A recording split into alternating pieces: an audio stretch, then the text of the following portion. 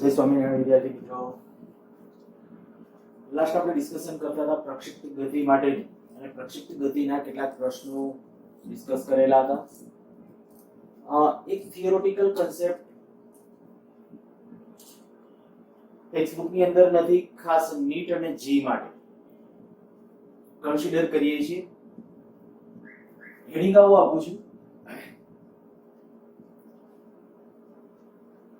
પૃથ્વીની સપાટીથી અમુક ઊંચાઈએ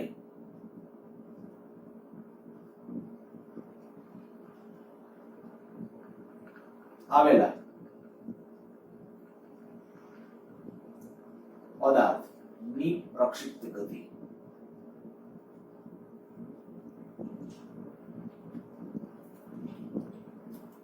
જ્યારે પૃથ્વીની સપાટીથી અમુક ઊંચાઈએ છે, પૃથ્વીની જે સમચિતિત સપાટી છે ત્યાંથી હાઈટ ઉપર કોઈ ટાવર છે, માની લો કે ટાવરની ટોચ ઉપરથી આપણે કોઈ પદાર્થને છે એ ફેંકીએ. હવે એની અંદર આપણે કહીએ કે માની લો કે આ ટાવર છે,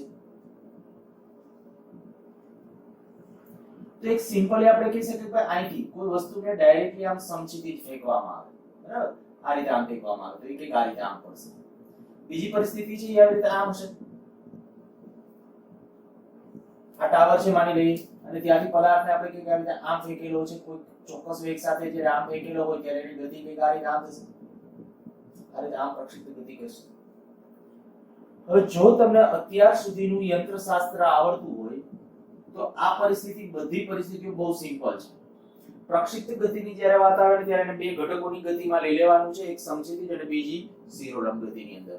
પહેલા હું આવા પ્રકારની ગતિ આ પહેલા આપણે સમજીએ છીએ કે ભાઈ સમચિતિત દિશામાં ફેંકવામાં આવે. આ સમચિતિત પ્રક્ષિપ્ત ગતિ, અને આ કઈ કે ટાવરની ટોચ ઉપરથી રેન્ડમલી કોઈ થીટા કોણે, આજે આપણે કઈ આ થીટા કોણે, તો થીટા કોણ વાળી પ્રક્ષિપ્ત ગતિ છે.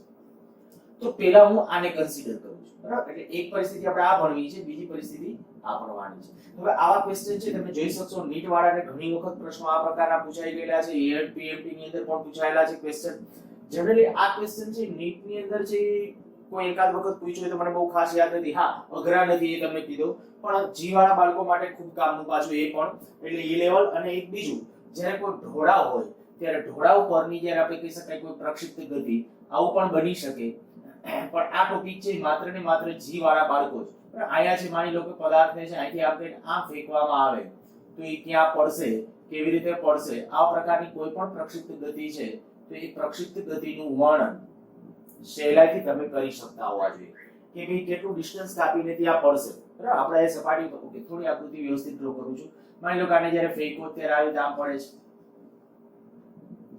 તો કયા બિંદુએ પડશે? તો આવા પ્રકારની આ ઢોળાવ પરની, આને કહેવાય ઇન્ક્લાઇન પ્લેન પરની પ્રક્ષિપ્ત ગતિ. ઇન્ક્લાઇન પ્લેન એટલે ઢોળાવ, ઢોળાવ પરની પ્રક્ષિપ્ત ગતિ, બરાબર? આ છે ખાલી આપણે કહી શકાય ટોચ ઉપરથી કઈ કે સમચિતિત સાથે અમુક અંશના કોણે, અને આ છે સમચિતિત દિશામાં. આપણે સૌથી વધારે અગત્યની છે ને આ પ્રકારની આપણે આનું ડિસ્કશન કરવાના છીએ. બરાબર? આજના લેક્ચરમાં આપણું મુખ્ય ફોકસ છે એ આ છે. સાથે સાથે આને થોડું કન્સિડર કરી લેશું. પણ આ કે આ જે છે એના માટે હું તમને હિન્ટ આપીશ, આપણે વધારે પડતા ડિટેલ ની અંદર નહીં જઈએ, કારણ કે અત્યાર સુધીમાં એના ક્વેશ્ચન 1 થી 2 વખત પૂછાયેલા છે ને જી વાળા બાળકો માટે. ઓકે, હા, છતાંય ક્વેશ્ચન કેમ કરાય એ બધું જ કાયદેસર રીતે આ આવડતું હશે તો ઓટોમેટિકલી કદાચ તમે સહેલાઈથી કહી શકશો. મારે ખાલી ઘટકો પાડવા પડશે, ત્યાં આરામથી તમે નક્કી કરી શકશો. એટલે એ પણ કરશું જ આપણે, એવું નથી કે નહીં કરીએ. પણ કદાચ તમે કોઈ બુકોની અંદર જુઓ તો આના માટે કદાચ એમ કહું કે ઓછા પ્રશ્નો સોલ્વ કરશો ચાલશે. આવા પ્રકારની ગતિ અને આ પ્રકારની ગતિ માટેના ક્વેશ્ચન છે એ બધાએ કરવા. એમાં નીટ વાળા આવા ઓછા કરશો તો પણ ચાલશે. આવા પ્રશ્નોની પ્રેક્ટિસ છે, મેક્સિમમ પ્રશ્નોની પ્રેક્ટિસ કરવાની છે. ઓકે, સમચિતિત દિશા એટલે આપણે કે પ્રક્ષિપ્ત ગતિ. હું અત્યારે હવે આમ નામ નથી આપતો, સીધું અહીંથી કહી દઉં છું. માની લો કે આવું કોઈ h ઊંચાઈનો આ ટાવર છે,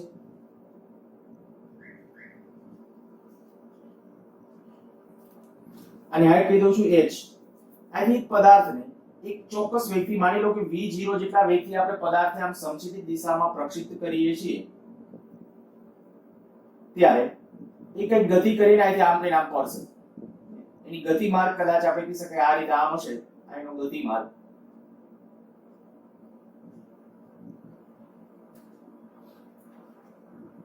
હવે આપણને ખબર છે કે ભાઈ ગુરુત્વાકર્ષણ બળ એટલે ગુરુત્વ પ્રવેગ g કેમનો હોવાનો નીચે તરફ, બરાબર? a બરાબર શું લખી શકાય? -g.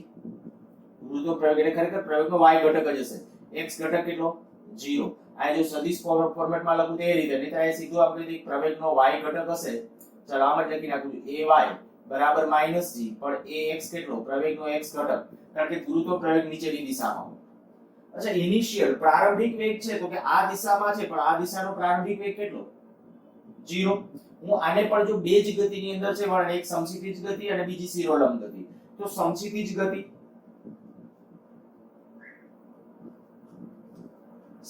ગતિ માટે ઇનિશિયલ પ્રારંભિક વેગ કેટલો, તો કે પ્રારંભિક વેગ છે v0 બરાબર v0 અથવા u લઈ લઈએ, ચાલો થોડું આપણને અલગ મળે એટલા માટે પ્રારંભિક વેગ છે આપણે કહીએ u, આ દિશા બરાબર. આ દિશાનો સમક્ષિતિજ આ લખવું હોય v0x તો છૂટ, પણ મેં આ હેડિંગ બાજુ સમક્ષિતિજ ગતિ માટે આ v0 એટલે આ દિશાનો વેગ છે અને મેં કીધું v0x લખો તો પણ સાચું છે.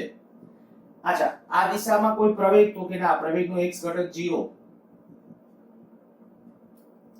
સમક્ષિતિજ દિશામાં કપાયેલું અંતર, તો સમક્ષિતિજ દિશામાં કપાયેલું અંતર એટલે આપણે કહી શકાય કે આ જે થશે ને સમક્ષિતિજ અંતર થશે, એટલે સમક્ષિતિજ અવધિ. સમક્ષિતિજ ગતિ માટે આ x નું મૂલ્ય એને સમક્ષિતિજ અવધિ તરીકે લેવાય, તો એ સમક્ષિતિજ અવધિનું મૂલ્ય કેટલું હોય, તો એમ કહીશ કે સમક્ષિતિજ અવધિ x અથવા r જે લખો એ વેગ ગુણ્યા સમય, તો વેગ એટલે વેગનો x ઘટક ગુણ્યા સમય t. તો વેગનો x ઘટક એટલે જો અચળ વેગી ગતિ છે, આ દિશાની ગતિ અચળ વેગી છે, એટલે એક જ સૂત્ર આવે, વેગ બરાબર અંતર ભાગ્યા સમય. આ ઓલી અચળ પ્રવેગી ગતિના સમીકરણો વાપરવાના નથી, તો x બરાબર v0x કેટલું છે u t. આને અત્યારે સમીકરણ નંબર 1 કહી દઉં છું, પછી આપણે એનો ઉપયોગ કરીએ. અચ્છા, આ જ રીતે શિરોલંબ ગતિ માટે જો વિચારીએ તો આપણે કહીશું શિરોલંબ ગતિ માટે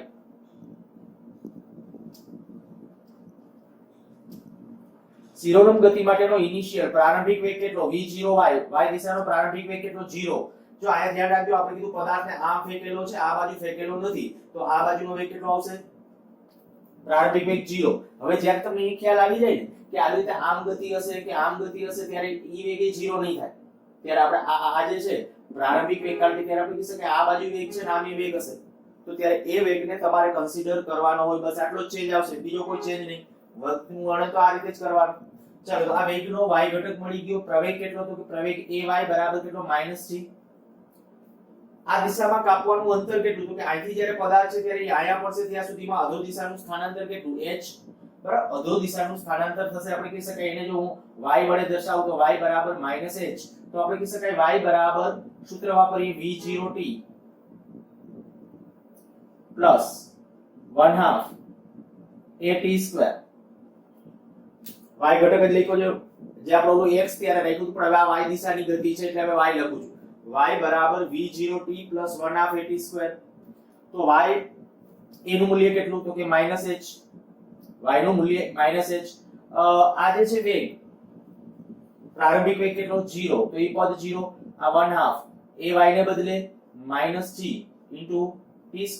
તો આપણે કહી શકાય આના ઉપરથી t જે આવશે t બરાબર કેટલો, t વર્ગ બરાબર આવું થશે 2h/g, અર્થાત કે t ની વેલ્યુ આવી ગઈ √2h/g.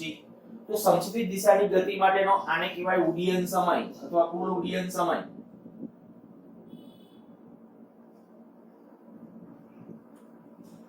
પણ ધ્યાન રાખજો, આ પ્રક્ષિપ્ત ગતિ હોય તો સમક્ષિતિજ ઘા કર્યો હોય તો આ પ્રક્ષિપ્ત ગતિ માટે કુલ ઉડ્ડયન સમય બદલાઈ જશે. અચ્છા, આ કુલ ઉડ્ડયન સમય આવી ગયો તો સમક્ષિતિજ અવધિ,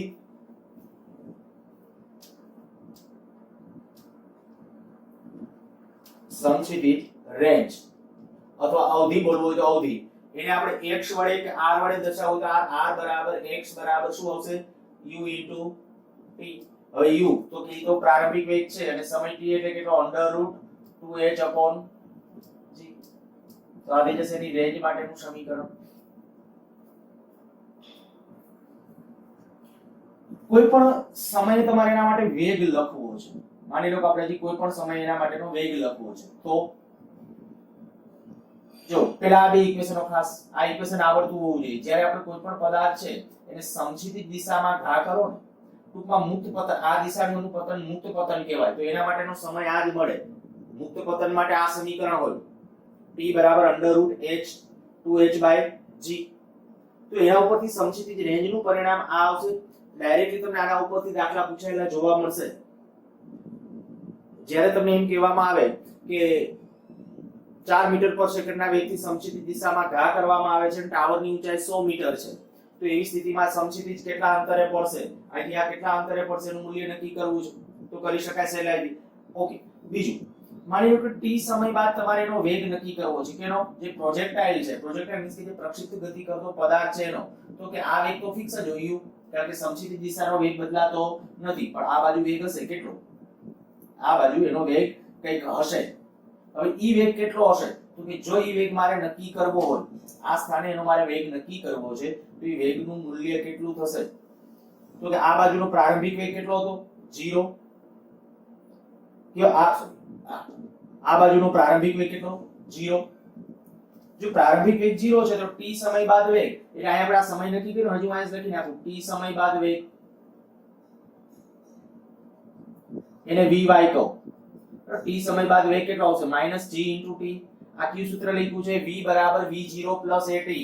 આ કારણ તરીકે લખી નાખું છું, v = v0 + at, અચળ પ્રવેગી ગતિ, કારણ કે આ દિશાની ગતિ એ અચળ પ્રવેગી ગતિ છે, તો અચળ પ્રવેગી ગતિ પ્રમાણે મારે વેગનો y ઘટક, તો વેગનો y ઘટક આવ્યો v, એને બદલે vy v0, તો કે પ્રારંભિક વેગ આ દિશાનો કેટલો 0, ધ્યાન રાખજો ઈ દિશાનો પ્રારંભિક વેગ 0 છે, પ્રવેગ એને બદલે શું, તો કે -t સમય, તો આ વેગનો y ઘટક થયો.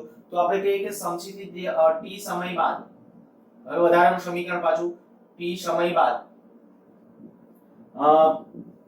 પદાર્થનો પરિણામી વેગ, તો અહીંયા જે એનો પરિણામી વેગ જો હું v કહું તો શું આવશે, √vx² + vy². હવે vx કેટલું, તો કે vx નું તો મૂલ્ય ફિક્સ જ છે u જેટલું, તો u², અને અહીંયા શું હશે, vy ને બદલે -g * t એનો સ્ક્વેર. કઈ આવ્યું, તો આના ઉપરથી કહી શકાય કે ભાઈ વેગ જે આવશે એ √u² + g² t². આ t સમય બાદ વેગ મળ્યો. અચ્છા બરાબર, એ અધો દિશાનો મારે વેગ, અથવા તો તમે એમ કહો કે ભાઈ મારે પરિણામી આ વેગનો y ઘટક જે છે, વેગનો y ઘટક એ અહીંયા પહોંચે ત્યારે, મીન્સ કે અહીંયા પહોંચે ત્યારે વેગનો y ઘટક નક્કી કરવો હોય તો કે નક્કી કરી શકાય. હવે હું આટલા પરિણામો આ બાકી બધું ભૂસું છું, બરાબર, આકૃતિ એક રાખું છું, બાકી હું આ બધું પરિણામ ભૂસી નાખું છું. જે આપણા માટે જે સમીકરણ છે, જો ઉડ્ડયન સમયનું સમીકરણ, તો ઉડ્ડયન સમયનું સમીકરણ શું, t = √2h/g. આ સમક્ષિતિજ રેન્જ અવધિ માટેનું સૂત્ર શું, તો કે u * √2h/g. અચ્છા સમીકરણો કદાચ યાદ રાખો કે ન રાખો, લોજિક આવડતું હશે ફટાફટ કોઈ પણ ક્ષણે યાદ રાખી શકશો, પણ છતાં એક રિક્વેસ્ટ આના માટે કરું છું, જો આ ગતિ હોય તો આ એક સૂત્ર યાદ રાખી લેવાય t નું, કારણ કે t ફટાફટ મળી ગયું એટલે હવે બાકીનું બધું મળશે. t એક તમારા પાસે હોય તો વેગ કે કોઈ પણ વસ્તુ છે તમે સહેલાઈથી મેળવી શકશો. આગળ આ જ્યારે જમીન પર પડે ત્યારે તેનો વેગ કેટલો હશે, જમીન પર પડે બિફોર હીટ, બરાબર, જમીનને જ્યારે આપણે કંઈક હીટ કરે, જસ્ટ બિફોર હીટ એનો વેગ કેટલો હશે. તો જો એ વેગ નક્કી કરવો તો આપણે હમણાં જે વેગ લીધો તો એ જ જમીન સાથે અથડાય, હેડિંગ આવું આપી દઉં છું, જમીન સાથે અથડાય જસ્ટ તે પહેલા નો વેગ, તો ત્યારે આપણે કહી શકાય વેગનો x ઘટક કેટલો, તો કે વેગનો x ઘટક તો u છે જ, વેગનો x ઘટક કેટલો u, ચલો આ બાજુ x ઘટક. y ઘટક કેટલો હશે, તો કે વેગનો y ઘટક vy બરાબર, વેગનો y ઘટક આપણે નક્કી કરવો છે, તો વેગનો y ઘટકનું મૂલ્ય કેટલું, તો કે આપણે હમણાં લખ્યું હતું -g * t. પણ t કેટલો, તો t નું સમીકરણ આ રહ્યું, અહીંયા પહોંચે ત્યારની વાત છે, અહીંયા પહોંચવાનો સમય છે પેલો t છે, તો અહીંયા મારે લખવું તો આમ લખી શકાય -g √2h/g.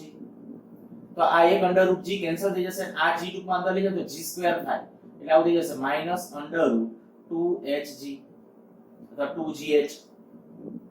આ યાદ કરો, મુક્ત પતનમાં આવું સમીકરણ હતું, જ્યારે કોઈ પણ પદાર્થ છે મુક્ત પતન પામતો હોય તો આપણું જે સમીકરણ, આ સમીકરણ ન વાપરો અને કદાચ હું તમને એમ કહું v² - v0² = 2ax, આનો ઉપયોગ કરતા હો તો અંતિમ વેગ તમારે નક્કી કરવાનો હોય, બરાબર, અંતિમ વેગ પ્રારંભિક વેગ કેટલો 0, તો આ 0, આ 2, એને બદલે g અને x ને બદલે h, બસ આ જ ઇક્વેશન છે જુઓ.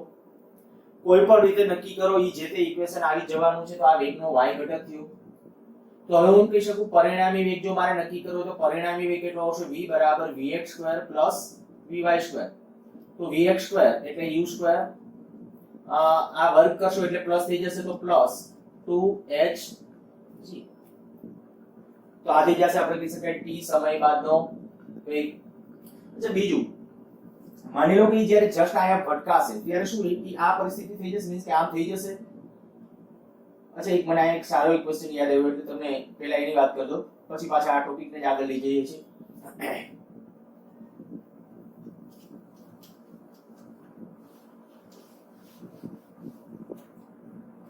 પૂછાયેલો ક્વેશ્ચન છે એક પદાર્થ આ પ્રવેગ આ છે, એનો ઇનિશિયલ વેગ આ તરફ છે, પદાર્થનો પ્રારંભિક વેગ આ તરફ છે અને પ્રવેગ આ તરફ છે. ખૂબ લાંબા સમય માટે અથવા ખૂબ લાંબા સમયને અંતે આનો ગતિમાર્ગ કેવા પ્રકારનો જોઈ શકશો? તો હું કહું કે આનો ગતિમાર્ગ કેવા પ્રકારનો છે, બરાબર? આની પદાર્થ મીન્સ કે આપણે આનો અર્થ એવો થયો કોઈ પરિસ્થિતિની અંદર છે પ્રવેગ આમ છે, પ્રવેગ આ બળ આમ લાગે, ટૂંકમાં પદાર્થને ફેંકો છે આમ ફેંકો છે, બળ આમ લાગે છે. તો કે હંમેશા એક કન્ડિશન ધ્યાન રાખવી કે જ્યારે કોઈ પણ પદાર્થને છે ને તમે આ બાજુ આમ ફેંકેલો છે તો ઇનિશિયલી ઈ બાજુ ગતિ કરશે, પણ ધીમે ધીમે ઈ બળ જેમનો છે ઈ બાજુ એનું ઘોડું ઈ તરફ થતું જ જશે. કન્ટિન્યુઅસલી આપણે કહી શકીએ કે આ પદાર્થ છે ને કે આવી રીતે આમ ગતિ કરતો જશે.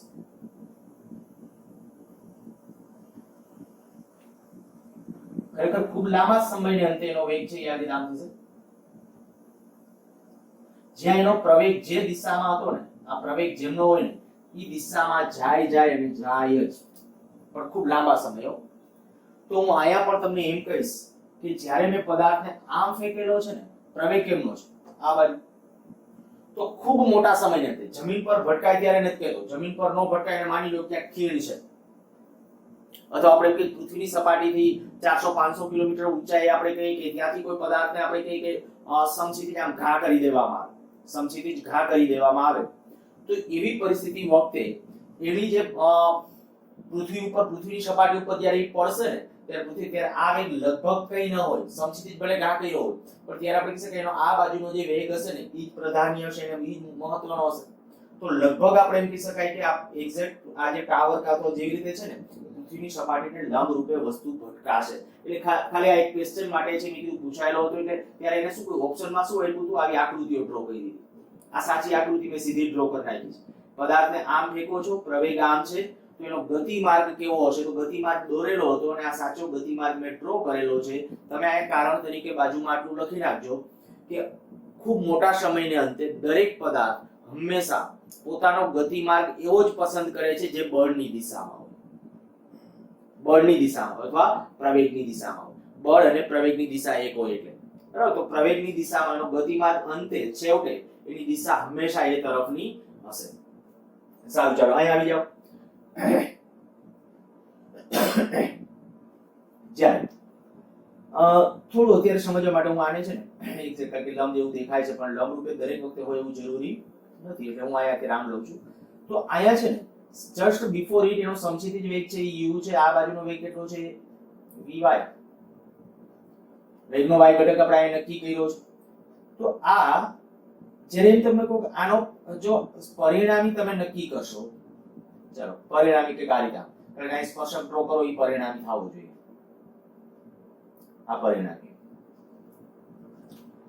જસ્ટ બિફોર ઇટ આ જે પરિણામી વેગ છે ને આટલો હોય, આ u આ vy, બરાબર? vy એનો સ્ક્વેર આપણે કર્યો છે, આ સ્ક્વેર છે આ પરિણામ. હવે તમને એમ કહું કે આ દડો જ્યારે અથવા તો વસ્તુ આથી જ્યારે ભટકાશે ત્યારે એ વસ્તુ ભટકાશે ત્યારે એને શિરોલંબ સાથે આંતરેલો કોણ કેટલાનો હશે અથવા સમક્ષિતિજ સાથે આંતરેલો કોણ કેટલો હશે?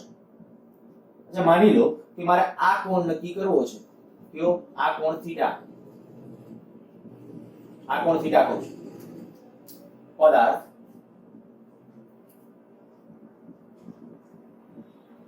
પૃથ્વી સાથે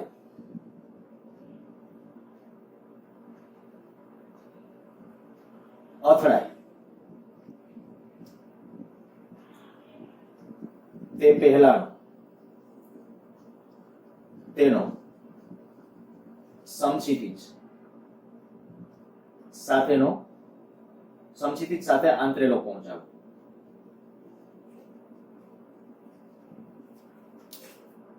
સમક્ષિતિજ સાથે આંતરેલો કોણ એનું મૂલ્ય નક્કી કરવું છે તો સમક્ષિતિજ સાથે આંતરેલો કોણ જોજો આના માટે હું tan થીટા લખું શું આવશે tan થીટા બરાબર સામેની બાજુ છેદમાં પાછળની બાજુ તો tan થીટા સામેની બાજુ એટલે કયો વેગનો y ઘટક છેદમાં x ઘટક હવે વેગનો y ઘટક કેટલો છે તો કે હું ખાલી અહીં એંગલ જ લખું છું એટલે માઈનસ સાથે કે કઈ વેગનું આ મૂલ્ય માઈનસ આ માઈનસ એટલા માટે નીચેની દિશા છે એટલે આપણે એંગલ નક્કી કરવો છે બરાબર એંગલ નીચેની દિશામાં છે એ ખ્યાલ છે તો થીટા બરાબર tan ઇન્વર્સ y કેટલો તો કે gt આ કેટલો u તો આંતરેલો એંગલ થશે અચ્છા એ વખતે ઘણી વખત તમને એમ કે જ્યારે ભટકાશે ત્યારે આ એંગલ થીટા અને ફાઈ કહું છું ફાઈ આ જો ફાઈ નું મૂલ્ય તમારે નક્કી કરવું છે આ ફાઈ કહું છું તો શું કરવાનું તો શું આને આ એંગલ સરખા થાય તો કે ના ઈ સરખા ના હોય આને છે ને ઘણી વખત ફાઈ ને કહેવાય angle of elevation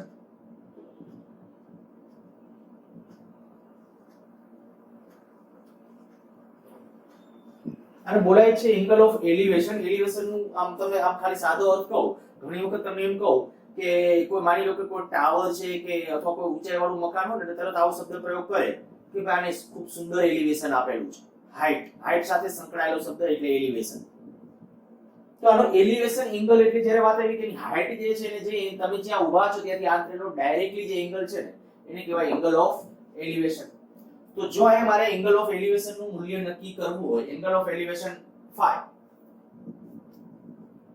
angle of elevation okay આખું લખી નાખું ચાલો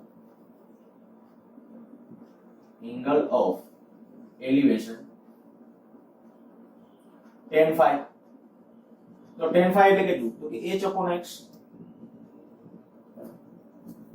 અચ્છા આપણે હમણાં x નું જે સમીકરણ લખ્યું હતું એ સમીકરણને જો આમાં અહીંયા હું ફિટ કરું x નું મૂલ્ય કેટલું આ h x નું મૂલ્ય કેટલું હતું u t t એટલે કેટલું √2h g હોતું હું જો આવું કરું આ u as it is એમને રાખી દો આ 1 upon u આ g અંશમાં લઈ લો તો આવું લખી શકાય √gh² upon 2h શું કહ્યું હશે ખ્યાલ આવી ગયો છે આ h છે ને એને પાછું હું વર્ગમૂળની અંદર લઈ લીધું તો h² કરી નાખ્યો બોલો તો એમ ન છે હવે આની અંદર એક h કેન્સલ કરી નાખો તો શું થશે 1 upon u √gh upon tan phi એટલે કે phi બરાબર tan inverse 1 upon u √gh upon તો આ થઈ જશે એંગલ ઓફ એલિવેશન જરૂર પડે તો સૂત્ર આ ગોખવાની જરૂર નથી આ તો ખાલી જસ્ટ તમારા મનમાં બધું તમારે તો સીધું એંગલ ઓફ એલિવેશન પૂછે એટલે તમે આ ઓલરેડી x નું મૂલ્ય મેળવી લીધું x મેળવવું સહેલું છે અત્યારે સૂત્રો છે ને એટલે લાંબા લાગશે અને પહેલી નજરે જ્યારે આવું વિચારતા હોય ત્યારે થોડું આપણને લાગે કે આ કદાચ દુઃખદાયી છે પણ રિયલમાં એવું બધું ખરેખર પરિણામ હોતું નથી બહુ સિમ્પલ પ્રશ્નો હોય છે આના ઉપરથી અને કેવા પ્રકારે હવે ક્વેશ્ચન હોય છે એના માટે અચ્છા એક હજી બીજું સાથે આ લઈ લો કે આયા કદાચ તમને એંગલ પૂછવામાં આવે તો એને સમક્ષિતિજ સાથે આંતરેલો કોણ કેટલો તો કોઈ પણ સમયે સમક્ષિતિજ સાથે આંતરેલો કોણ જોઈતો હોય તો મેં કહું કે આયા જે વેગ હશે ઈ વેગ આ વેગનો y ઘટક આ એંગલ સમક્ષિતિજ સાથેનો મારે જોઈતો હોય સમક્ષિતિજ સાથે આ થીટા ડેશ કહું તો થીટા ડેશ એટલે શું લખશો તો કે y ઘટક છેદમાં u આ જ સૂત્ર y ઘટક છેદમાં u પણ y ઘટક આટલો આ gt વાળો જે છે ને ઈ ખાસ ધ્યાન રાખજો ઈ કારણ કે એટલો અહીંથી અહીં સુધીનો જ સમય લખવો પડે આખો સમય નહીં ઓલો કુલ ઉડ્ડયન સમય હતો ઓમાં જે t હતો આપણો t કયો છે કુલ ઉડ્ડયન સમય તો તમે એમ કે 1 સેકન્ડ ને અંતે તો 1 સેકન્ડ ને અંતે વેગનો y ઘટક નક્કી કરવો પડે હવે દાખલામાં લઈ લઉં છું કારણ કે આ સૂત્રો નીતર છે ને સૂત્રો પહેલી નજરે જોઈને કારણ કે ચલની અંદર હોય ત્યારે થોડું વિચિત્ર લાગે પણ ખાસ તમને કહું છું આના રિલેટેડ દાખલાઓ સહેલા હશે સૂત્ર ક્યાં યાદ રાખવાના તો બે સૂત્ર આની માટે હું તમને રિક્વેસ્ટ કરીશ કે યાદ રાખો બાકી આગળનું યંત્રશાસ્ત્ર આવડતું હશે એટલે ચાલશે બે સૂત્રોની અંદર કેવું હતું કે પદાર્થને છે જ્યારે નીચે પડવા માટે લાગતો સમય સૂત્ર શું હતું h બરાબર t બરાબર √2h/g √2h આ સમય છે આટલું જે છે √2h/g અને બીજું સૂત્ર જે આપણે કીધું સમક્ષિતિજ અંતર તો u √2h/g આ બે યાદ રાખો બાકી આકૃતિ ડ્રો કરવી આ યંત્રશાસ્ત્રના અથવા પ્રોજેક્ટાઇલ મોશન ની અંદર છે ને જ્યારે તમે આકૃતિ જેટલી સારી રીતે ડ્રો કરશો ને એ પ્રમાણે આપણા આન્સરો છે ફટાફટ મળશે અને હવે બીજા આપણે ઓલા સૂત્ર પછી નહીં લખી દાખલામાં જ લઈ લેશું બધું કદાચ અહીંથી આપણે ટાવરની ટોચ ઉપરથી અહીંથી આમ ફેંકવામાં આવે તો શું તો કે બીજું કંઈ નહીં સામાન્ય યંત્રશાસ્ત્ર બે દિશાના ઘટકો પાડતા આવડે એટલે કામ પૂરું બહુ સિમ્પલ અને સરળ છે લેતા જઈએ દાખલા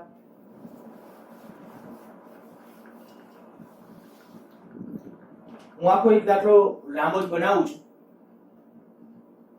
રકમ પણ સાથે સાથે લખતા જશું મુદ્દાઓ અને આન્સર લખતા જશું એવી રીતે જ માની લો કે એક ટાવર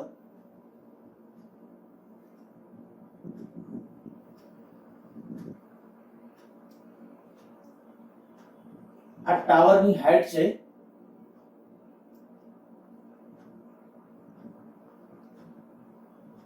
2000 મીટર 2000 મીટર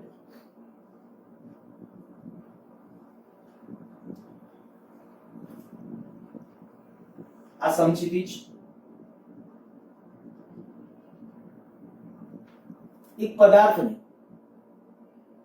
અહીંથી સમક્ષિતિજ દિશામાં ફેંકવામાં આવે છે અને એનો વેગ તમને આપી દઉં 2 મીટર પર સેકન્ડ 2 મીટર પર સેકન્ડ આટલા વેગથી ફેંકવામાં આવે છે તો પહેલું ઉડ્ડયન સમય બરાબર કુલ ઉડ્ડયન સમય હવે આપણને ખ્યાલ આવી ગયો આનો ગતિમાર્ગ જે હશે બરાબર એ ગતિમાર્ગ આવી રીતે આમ હશે કે જ્યાં પડશે ત્યાં એટલે પહેલું આપણે જોઈએ છે ઉડ્ડયન સમય કુલ ઉડ્ડયન સમય કુલ ઉડ્ડયન સમયનું આપણે ડાયરેક્ટલી સૂત્ર યાદ રાખ્યું છે તો સૂત્ર t બરાબર શું છે √2h/g √2 h એટલે કેટલું h એટલે 2000 મીટર છે અને ઓલો જે છે ઓકે g બરાબર કેટલું 10 તો એક 0 કેન્સલ કરી નાખો એટલે આ 400 વર્ગમૂળ 400 એટલે થઈ જશે 20 સેકન્ડ એનો અર્થ એવો થાય કે આ જે ટાવર હોય એટલે ત્યાંથી જો તમે પદાર્થને આમ ફેંકો એક વસ્તુ તમને ખાસ અહીંયા ભારપૂર્વક કહી દઉં જ્યારે કોઈ પદાર્થને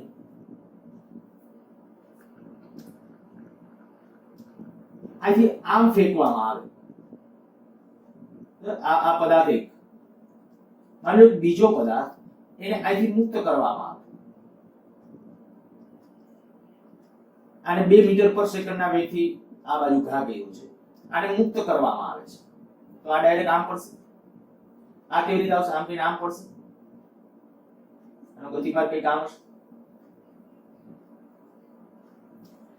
આ માની લો કે જમીન છે જો આને જમીન ઉપર પડવા લાગતો સમય t1 આને જમીન ઉપર પડવા લાગતો સમય t2 હોય તો t1 અને t2 વચ્ચેનો સંબંધ શું પહેલું t1 greater than t2 બીજું t1 બરાબર t2 ત્રીજું t1 less than t2 કે કશું કહી શકાય નહીં ચાલો આપણે આમાંથી ઓપ્શન હું કહું છું એક પદાર્થની હાઈટ બેની સરખી હાઈટ અહીંયા આપણે કઈ બંનેની હાઈટ છે એક સરખી છે એક સરખી ઊંચાઈએથી એક પદાર્થને સમક્ષિતિજ ફેંકવામાં આવે છે 2 મીટર પર સેકન્ડના વેગથી અને બીજા પદાર્થને મુક્ત પતન કરવા દેવામાં આવે છે તો બંનેને જમીન પર પડતા લાગતા સમયો કેવી રીતે એમના વચ્ચેનો સંબંધ હશે તો એમના વચ્ચેનો સાચો સંબંધ જો તમે આ વિચારી રાખેલું છે તો તમે સાચા છો t1 બરાબર t2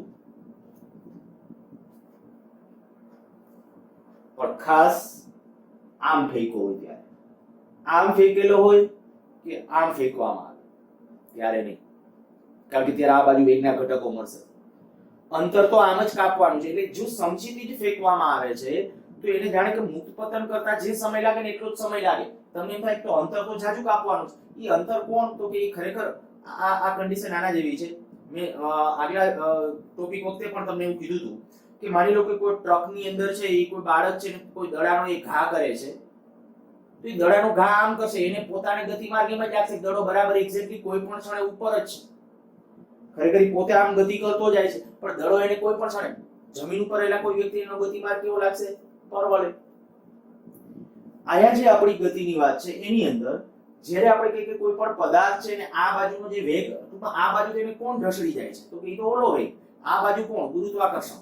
અહીંયા હવાના અવરોધક બળો આપણે ધ્યાનમાં રાખતા નથી, બરાબર? હવાના કોઈ પણ પ્રકારના આંતરિક અવરોધક બળો નથી. સારું, તો આ ચાલો કુલ ઉડ્ડયન સમય થયો. પછી આનો જે ગતિમાર્ગ હશે આ ગતિ સમક્ષિતિજ અવધિ કહી દઈએ r. ચાલો બીજું આપણે આ નક્કી કરીએ સમક્ષિતિજ અવધિ.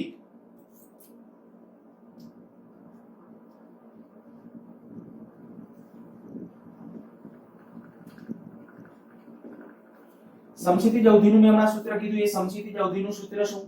તો કે h અથવા તો r બરાબર u into t. u into t, t ને બદલે √2h upon g. હવે તો જો કે ડાયરેક્ટ t મેળવી લીધો છે તો આ સૂત્ર લખવાની જરૂર નથી. u કેટલો તો આ બાજુનો વેગ 2 ગુણ્યા 20, તો આપણે કહી શકાય 40 મીટર. ટાવરના તળિયેથી કેટલા અંતરે પડશે? 40 મીટર જેટલા અંતરે પદાર્થ પડતો હશે. આ ક્વેશ્ચન ક્યાંક રાશિયામાં ક્યાંક લખી નાખ્યો.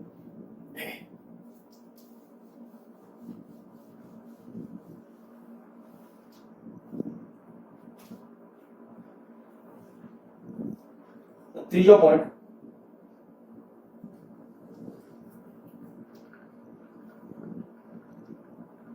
ત્રણ સેકન્ડના અંતે, 3 ની 2 રાખી, 2 સેકન્ડના અંતે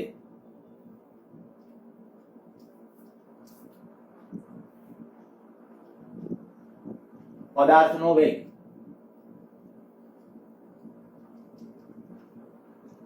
અને તેણે સમક્ષિતિજ સાથે આંતરેલ કોણ. એ સમક્ષિતિજ સાથેના આંતરેલા કોણનું મૂલ્ય પણ નક્કી કરવું છે અને પદાર્થનો વેગ પણ નક્કી કરવો છે 2 સેકન્ડના અંતે.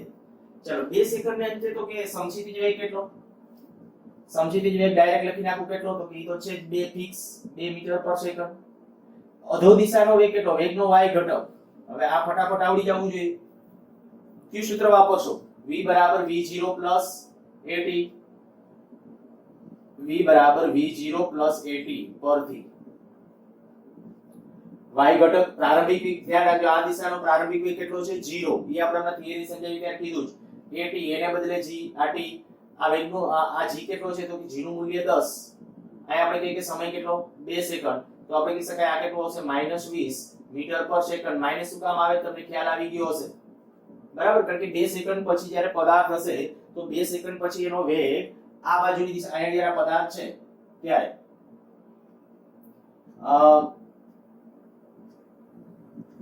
માની લો કે 2 સેકન્ડ એ અહીંયા પહોંચ્યો છે તો આ તો 2 જ હશે.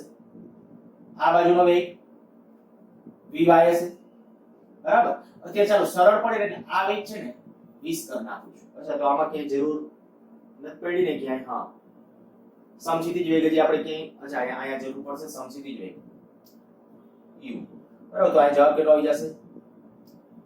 400 મીટર. 400. થોડા ડેટા વ્યવસ્થિત રહે એટલા માટે કરી નાખ્યું છે આવું. તો અહીંયા આપણો આ જે વેગ છે x ઘટક કેટલો? 20 મીટર પર સેકન્ડ, બરાબર? આ 20. તો હવે પરિણામી વેગ 2 સેકન્ડના અંતે વેગ, 2 સેકન્ડના અંતે પરિણામી વેગ. જો 2 સેકન્ડને અંતે તમારે પરિણામી આનો વેગ નક્કી કરવો છે તો આ પરિણામી વેગ આમ હશે અને એ વેગ v કહીએ તો √vx² + vy². જો વેક્ટર ફોર્મમાં લખવું હોય તો વેક્ટર ફોર્મમાં શું લખાય? v બરાબર x ઘટક કેટલો છે? 20 -20 j. આવું શું કામ કર્યું? માઈનસ શું કામ કરી નાખ્યું? તો કે એક વેગ આમ હશે બીજો વેગ ઋણ y દિશામાં હશે, નીચે તરફ હશે. એટલે અને એનું મૂલ્ય જ્યારે અહીંયા લખીએ છીએ ત્યારે આ રીતે √ અહીંયા 20 નો વર્ગ વત્તા -20 નો વર્ગ એટલે થઈ જશે 20√2 મીટર પર સેકન્ડ. આ પરિણામી વેગ. ત્યારે આપણે કે સમક્ષિતિજ સાથે આંતરેલો કોણ 2 સેકન્ડ બાદ સમક્ષિતિજ સાથે આંતરેલો કોણ તો સમક્ષિતિજ સાથે અંતરેલો કોણ થીટા બરાબર tan ઇન્વર્સ વેગનો y ઘટક છેદમાં વેગનો x ઘટક સમક્ષિતિજ સાથેનો એંગલ હોય ત્યારે આ આપણે tan થીટા આ થીટા કહેશો તમે બરાબર તો આ થીટા લખો એટલે સામેની બાજુ છેદમાં પાછળની બાજુ સામેની બાજુ એટલે શું આવી જશે આ vy હવે ઈ ખ્યાલ આવી જાવ જોઈએ આને થીટા કહું છું તો આપણે કહી શકાય સામેની બાજુ એટલે આ પાછળની બાજુ એટલે આ તો vy vx તો tan ઇન્વર્સ vy y ઘટકનું મૂલ્ય કેટલું છે મૂલ્ય લખજો 20/20 તો આ આપણે કહી શકાય tan ઇન્વર્સ 1 અર્થાત કે 45 એંગલ કેટલાનો હશે 45 અંશ તો આ 2 સેકન્ડ બાદ કોણ થયું અચ્છા હવે જ્યારે અવધિ આપણા પાસે આવી ગઈ છે પ્લસ માં આપણે જસ્ટ એ જમીનને જ્યારે અથડાય એની પહેલાનો વેગ પછીનો મુદ્દો એટલે આપણો ચોથો મુદ્દો જમીન સાથે અથડાય તે પહેલાનો વેગ તો v બરાબર કેટલો આવશે વેગનો y ઘટક x ઘટક તો ફિક્સ જ રહેશે વેગનો y ઘટક કેટલો વેગનો y ઘટક -g * t g એટલે -10 સમય કેટલો હતો 20 સેકન્ડ જો પડવા માટેનો સમય આપણે નક્કી કર્યો ટોટલ 20 સેકન્ડ તો આપણે કહી શકાય કેટલો આવશે -200 મીટર પર સેકન્ડ તો પરિણામી વેગ જો નક્કી કરવો હોય તો પરિણામી વેગ કેટલો આવશે √vx² + vy² તો vx વેગનો x ઘટકનું મૂલ્ય કેટલું હતું તો કે x ઘટકનું મૂલ્ય 20 તો 20 નો વર્ગ વત્તા અહીં આપણે કહી શકાય પાછું બીજું 200 નો વર્ગ સાદુરૂપ આપી દેવાનું 20 એટલે અહીંયા 20 * 10 20 કોમન લઈ લેશો તો 20 1 + 10 નો વર્ગ 10 નો વર્ગ એટલે 100 એટલે વર્ગમૂળ 101 છતાંય સાદુરૂપ ચેક કરી લેજો બરાબર આટલો થઈ જશે વેગ સાથે સાથે આયા પાછો આપણે કહી શકાય એનો એંગલ નક્કી કરવો છે પછીનો મુદ્દો એટલે આ પૂછી નાખું છું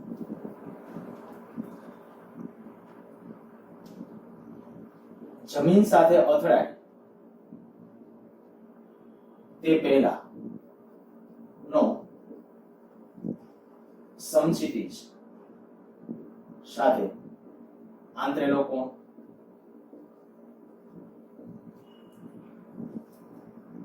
સમક્ષિતિજ સાથેનો આપણે એનો કોણનું મૂલ્ય નક્કી કરવું છે જો સમક્ષિતિજ સાથે હોય તો પાછો આપણે કે tan થીટા ડેશ અહીંયા નામ આપી દઉં આ આકૃતિમાં ડ્રો કરવું હોય તો કરી શકશો આ વેગનો કયો ઘટક x ઘટક જે vx બરાબર u હશે u મીન્સ 20 છે 20 મીટર પર સેકન્ડ અને આ બાજુનો જે વેગ હશે એને vy તો આપણે કે tan થીટા ડેશ સમક્ષિતિજ સાથે કોણ એટલે y ઘટકના છેદમાં x ઘટક vy vx y ઘટક કેટલો વેગનો y ઘટક આપણે નક્કી કર્યો તો ત્યાં 200 તો આપણે કહીશું 200 છેદમાં ધ્યાન રાખજો હું સમના હા ઋણ લખવું હોય તો લખી શકો છો કેટલીક બુકોમાં લખ્યા હશે પણ આપણને ખ્યાલ છે કે એંગલ છે નીચે તરફનો હશે એટલે ઋણ ન લખો તો ચાલે પણ પાછો સ્પષ્ટ આન્સર ઓપ્શન જ્યારે આપ્યા હોય ત્યારે સ્પષ્ટ આન્સર લખતા આવડતો હોવો જોઈએ કે ખરેખર કેમનો હશે તો કે સમક્ષિતિજ સાથે અધો દિશામાં કેટલાનો કોણ આજે આવે છે તો અહીંયા vx કેટલું 20 તો આ થઈ જશે કેટલું 10 તો થીટા ડેશ બરાબર tan ઇન્વર્સ tan આપણો આન્સર યાનો કોણ થઈ ગયો અચ્છા એંગલ ઓફ એલિવેશન નક્કી કરવો હોય તો કે એંગલ ઓફ એલિવેશન એને phi કહી દો એટલે પછીનો આપણો આ પોઈન્ટ આ પાંચમો આ છઠ્ઠો એંગલ ઓફ એલિવેશન phi તો tan ઇન્વર્સ આમાં કેટલું 2000 છેદમાં આમાં કેટલું r કેટલું આવ્યું તો આપણા પાસે ઓકે r નું મૂલ્ય જે આવ્યું એ લખી નાખજો r નું મૂલ્ય હતું 400 u તરીકે હતું 20 અને સમય t આવ્યો તો 20 એટલે 400 ઓકે 400 હતું બરાબર 400 બે શૂન્ય કેન્સલ એટલે 5 આપણો આન્સર થઈ ગયો y બરાબર tan inverse y angle of elevation તો આવા કોઈ પણ પ્રશ્નો પૂછે હવે જનરલી આપણે એ ટાવરની ટોચ ઉપરથી એનાથી પૂછે ઓકે પણ ઘણી વખત સીધા તમે એમ કે પ્લેન છે માની લો કે ભાઈ અહીંયા એક પ્લેન એ આમ આ બાજુ આમ ઉડીએ ઓકે એનું ઉડીની દિશા બદલી નાખી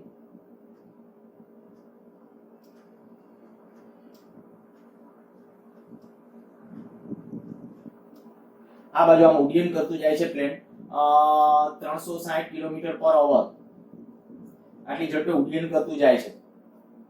આમાંથી એક ફૂડ પેકેટ, માની લો કે ક્યાંક રાહત કામગીરી ચાલુ છે અને આની ઊંચાઈ આપણે કહી દઈએ આશરે 1 કિલોમીટર. આ દાખલો તમારે ગણવાનો છે. 1000 કિલોમીટર નહીં, 1 કિલોમીટર એટલે 1000 મીટર. આટલા ઊંચે એક પ્લેન છે ઉડ્ડયન કરે છે, અથવા થોડું ઓછું રાખું 500 મીટર. પૃથ્વીની સપાટીથી 500 મીટર ઊંચાઈએ ઉડ્ડયન કરે છે. ફૂડ પેકેટ અહીંથી ઘા કરે છે, બરાબર, પ્લેનમાંથી. ફૂડ પેકેટ પડતા મૂકવામાં આવે છે. તો આપણે આ બધી વસ્તુ આમાં જે નક્કી કર્યું એ બધું તમારે નક્કી કરો. પણ આને કિલોમીટર પર અવરમાં છે, મીટર પર સેકન્ડમાં ફેરવજો. 5/18 વડે કરી નાખશો એટલે કિલોમીટર પર માંથી મીટર પર સેકન્ડમાં આવી જશે.